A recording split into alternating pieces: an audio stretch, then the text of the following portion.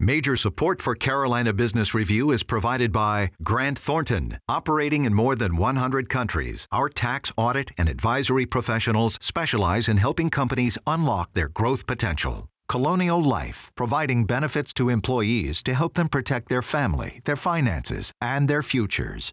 And Sunoco, a global manufacturer of consumer and industrial packaging products and provider of packaging services with more than 300 operations in 35 countries.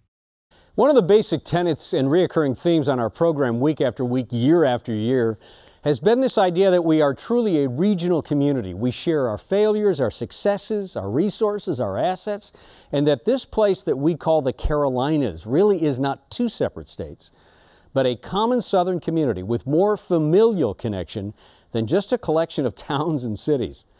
I'm Chris William. Welcome again to the most widely watched source of Carolina business, policy, and public affairs. One of those assets, like Charlotte Douglas International Airport, that is strategically crucial is the Charleston Port.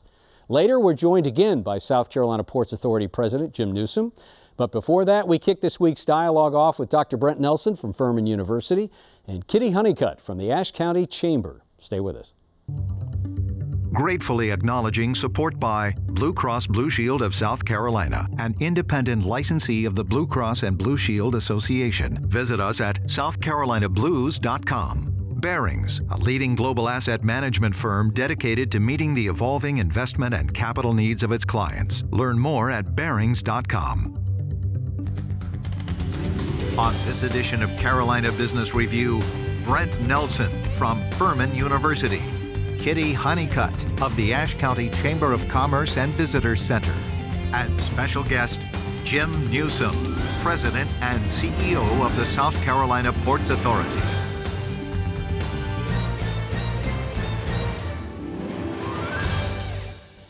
Welcome again to our program. Kitty, Brent, good to have you both here. Thank you. Thank you. And Kitty, I want to thank you. You got a call 2 days before broadcast time, and you were nice enough to drop everything and haul it in from Ashe County, so thank you for that. Glad to do it. Brent, I know you're following a little thing called this trade dispute that's going on between the U.S. and China, and not just because in your upstate South Carolina and BMW's there, among other things, but you have a particular interest in that. So do you feel that, we'll start with a pointed question about this, is the Trump administration putting the economy of the U.S. at risk and other industries just to get an agreement on things like intellectual property and tech transfer? Is this a big risk? Well, it is a risk. I think the Trump administration is trying to play the long game here, looking at some short-term pain to reap the benefit later on. I don't think anyone who has looked at the system with any kind of neutral observing capability doesn't see that China has, say, taken advantage of international rules in ways that other countries have not. And so this has been a growing tension. So the Trump administration has decided to push the conflict now. But as you know, every business wants stability of some sort. So we're in a very unstable situation. Every farmer, look at the Midwest right now, the farmers are in a very unstable situation. They don't know how much to plant this year because we don't know what the results of these trade talks are going to be. So I think we're in that situation. The Trump administration thinks they're going to win in the long run. But right now we've got some trouble. You know, and I did want to say this, Brent, you are chair of the ETV Commission, and ETV Commission is obviously the authority over ETV South Carolina that is an affiliate of ours, and I want to make sure we disclose that. Let me come back to something. So South Carolina has very effectively built heavy equipment, heavy manufacturing, big stuff, Boeing, Volvo, BMW, Michelin, et cetera, Nucor down in the Low Country. Not cocktail party conversation, but off-the-record kind of comments that you hear from officials at those type of firms, are they increasingly becoming worried about trade, or do they know that this is part of the bad medicine that needs to be swallowed to get the end game? I think that depends to some degree on the individual's political persuasion. I do think that everyone knows that right now steel prices have gone up. And if you're in one of these heavy manufacturing sectors, you know that your prices are increasing, but you're still competing on a global scale. Business is able to adjust, and sometimes that means severe cost cutting at home. Sometimes it means moving your plants. And I think now that we've had a couple of years of this, manufacturers are beginning to think, well, what are our options given what we think is going to happen in the near future? The question is, do we come up with an agreement with China? And do you think we eventually will? Is this a foregone conclusion? I think we will have some kind of agreement with China. The question is, one, will it include all the things that we're demanding? In some ways, we're asking the Chinese to change their entire economic system. And that's a heavy lift, and the Chinese don't want to do that. But can we find some way of protecting intellectual property? Can we find some way of keeping the subsidies of state-owned corporations low enough so that there's a kind of even playing field around the world? These are the things that really trouble American manufacturers. Now, the question also is implementation. Yeah. Will we be able to guarantee that the Chinese will keep their word? Kitty, jump into the conversation. We're not going to talk about trade, but I do want to get to this point about the rural-urban divide. It's one of these other themes that goes on in the background of many conversations when it comes to economic development, community development. Governor Cooper in North Carolina said recently that the way to bridge the gap between urban and rural communities, twofold in his words, was to invest in education. And in North Carolina, that would be the community college system that he was talking about. But the other thing was to get the Medicaid funding gap closed and have North Carolina make that way to help these rural communities. How did those comments wash over you, especially being in Ashe County, in places like West Jefferson and other cities and towns? Well, in West Jefferson and in Ashe County as a whole, we realized the value of CTE, the career and technical education, and also workforce development. Those things are critical to our continued success. They've played such a key role already. Wilkes Community College, there in the Ashe campus, is involved right now in a $10 to $12 million expansion to double its size. Is this part of what the governor was talking about, was leaning into expanding community college capacity? I think so. I think that we need to, I think there's a shift of the value of workforce development and education at that level. And I think that they're backing that with some finances. What about this idea of expanding Medicaid? Finally, it's been talked about in both states for a while. Neither North or South Carolina has done it yet. How would you handicap that the General Assembly would actually go along with that plan? Either one of you. Now. I don't think that's you don't think it's going to be in this a realistic session? Possibility. Yeah.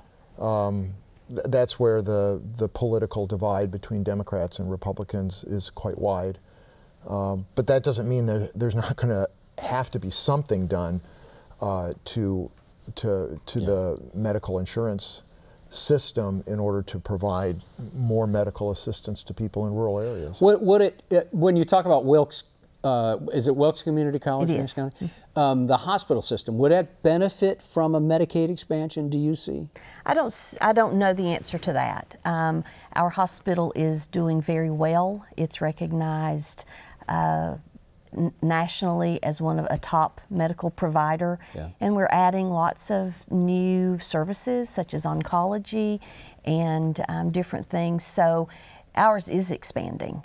Yeah. And is doing well and offers tremendous services to our area. Okay, guys, stay with us. We're going to bring our guest out in just a moment. Next week on the program, or at least coming up, I had to think about this for a second. The single largest businesses in both North and South Carolina is the agribusiness. It always goes, it's always almost forgotten about. We're going to have both commissioners of agriculture from North and South Carolina on our program. And then also, speaking of healthcare, Mike Reardon has been on this program before. He runs now, or did run, Greenville Health Systems in Greenville. But Greenville and Palmetto Health out of Midlands and Columbia have joined forces and is now called Prisma Health. Mike Reardon, head of Prisma, will be a guest on our program. Over the last decade plus, one of the brightest spots of growth, as we talked about it, has occurred along South Carolina's Gold Coast. And I don't mean just the Grand Strand, but you go down to the Low Country and it's shown, the Low Country is much more than live oaks and the best shrimp and grits on the planet, no South Annabella plantations. But Charleston's commercial activity rivals the growth and development of big business anywhere in this country. And a key driver of that has been the South Carolina port at Charleston. Much of that intentional expansion has happened under the leadership of our guest. We welcome again the South Carolina Port President and Chief Executive Officer, Jim Newsome. Jim, welcome back. Nice to be here, Chris. Thanks for having me. Jim, when you look at the port's growth, almost it seems like headlines in the Post and Courier or the state newspaper or any headline in the region talks about how exceptional the growth has been at the port, either through container ships or some type of other growth. How would you characterize growth as it is right now in the first quarter of 2019, where you're going to go this year? And this is all in light of how trade and tariffs might end up. Well, we've had a combined annual growth rate of about 8% since 2009, which is exceptional. The U.S. port industry has grown at about 4%, so we've doubled the market. We're handling record volumes. We think we'll continue to grow. We're investing $1.4 billion in a 6-year time frame to support that growth. So we're optimistic about the future. How much of that growth is being called, you had a term that I'd seen on another source of media that said it was calling some of the growth now is front-loaded, meaning trying to get out of front of whatever the trade and tariff looks like. So how much of that is being prepaid? So we were 12% above the last January, this January. A lot of that is from front-loading, people trying to beat the tariffs. That's a real short-term thing. We'll probably have a negative impact on that from March, say, through May in terms of our volumes going down. But we're hopeful that the trade dispute will be settled in a proper way and that we'll continue to grow above the market. Brent, question? Jim, it's great to have you here and meet you. I'm just wondering what you see as the main challenges that face ports, either your port or ports along the East Coast. Well, I think we're in the best place to be in the port industry. The Southeast has both population growth, which drives imports, and manufacturing growth, which drives exports. So we're pretty balanced in terms of flows. Our biggest challenge is really building long-term infrastructure on time, mounting the capital to do that and making sure that we have it ready in time. We don't have it too early, we don't have it too late.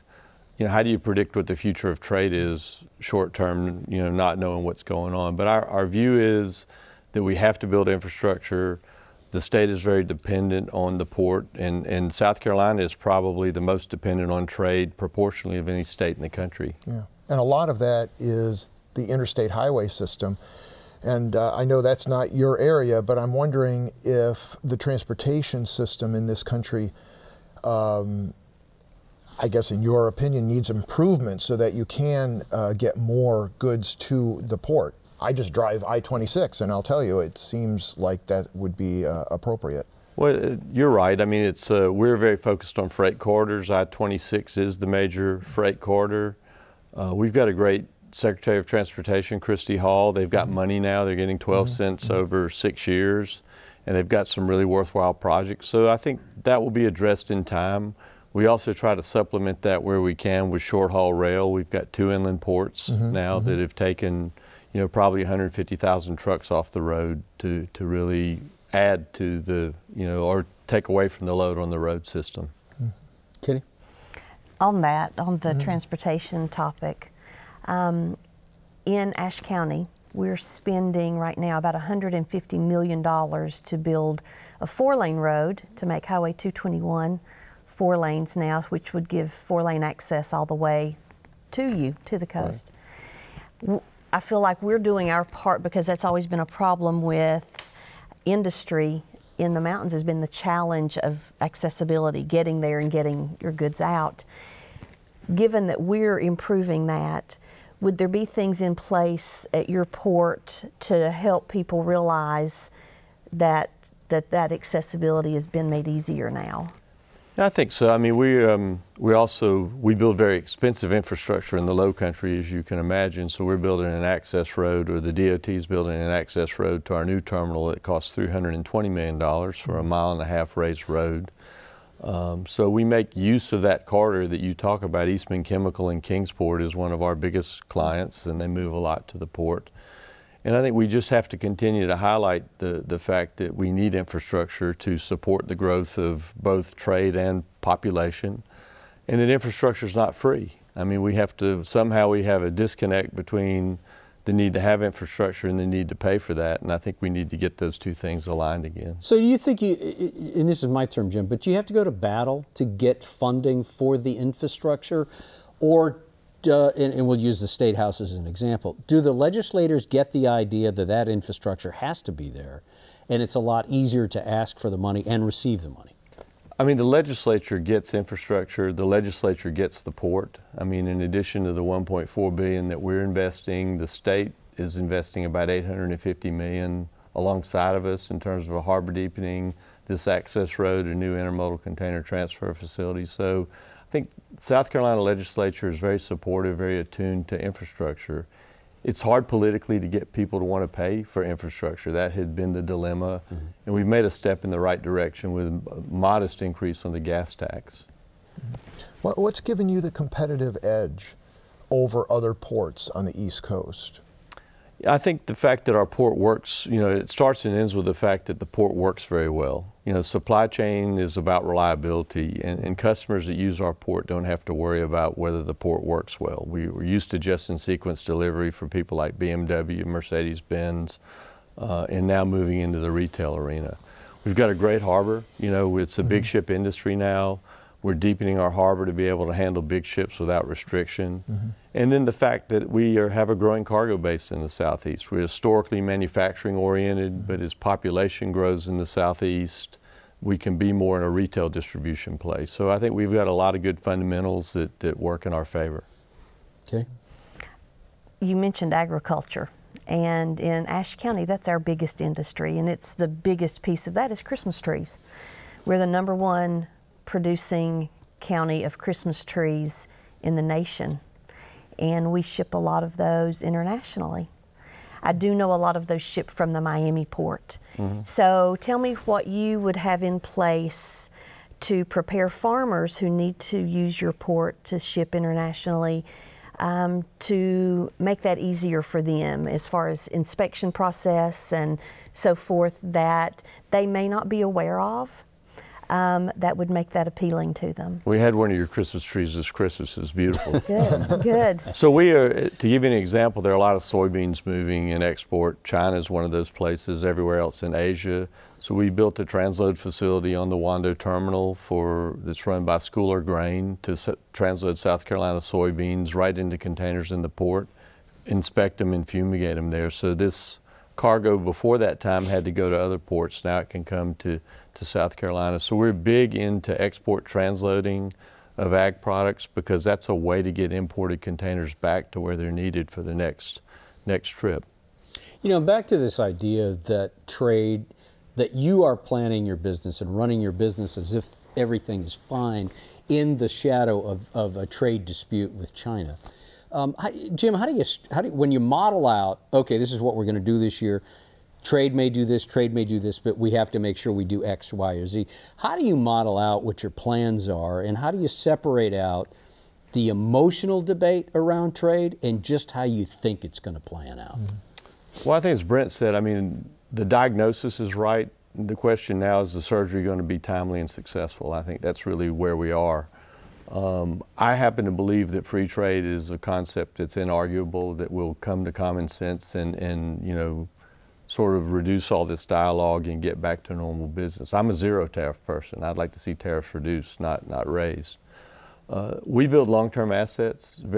If we permit a terminal, we'll see it in 15 years. We deepen a harbor, it takes 6 years. So we can't really change course right now. We have to hope that it gets settled.